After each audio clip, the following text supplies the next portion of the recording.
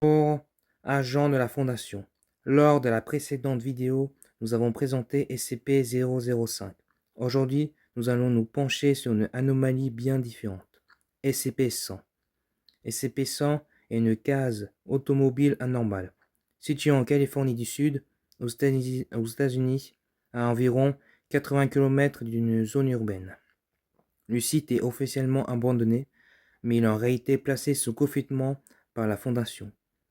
SCP-100 est classé Euclide, non pas parce qu'il est immédiatement dangereux, mais parce que son comportement reste imprévisible.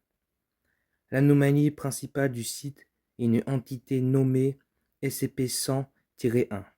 SCP-100-1 est une créature humanoïde artificielle composée principalement de tuyaux de cuivre, de fils métalliques et de pièces industrielles.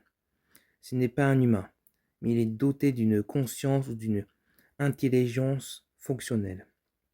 SCP-100-1 est capable de parler ou d'écrire, mais il communique grâce à un langage gestuel rudimentaire.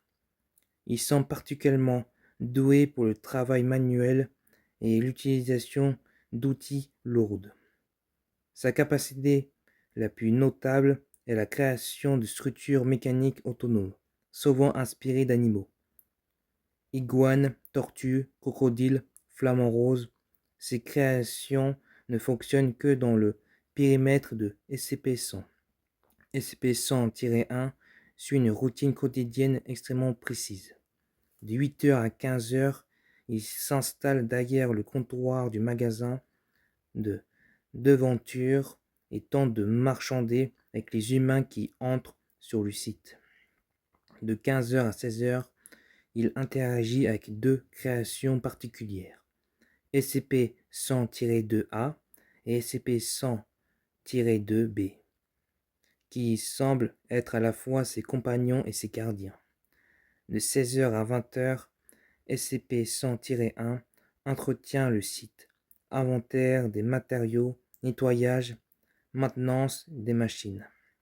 De 20h à minuit, il s'adonne à ce qui ressemble à des loisirs, création de nouvelles structures, rangements et patrouilles. Enfin, de minuit à 8h, SCP-100-1 reste assis à un bureau dans le bâtiment résidentiel, sans activité apparente. SCP-100 a été découvert en 1976 à la suite de rumeurs évoquant des machines se déplaçant seules dans une case abandonnée. La Fondation a camouflé l'anomalie en légende urbaine et pris le contrôle du site. SCP-100 n'est pas une entité agressive, mais il ne doit pas être sous-estimé. Sa créativité, son intelligence et son attachement à ses créations en font une anomalie stable mais profondément étrange. Fin du rapport. On se retrouve très bientôt pour un nouveau SCP.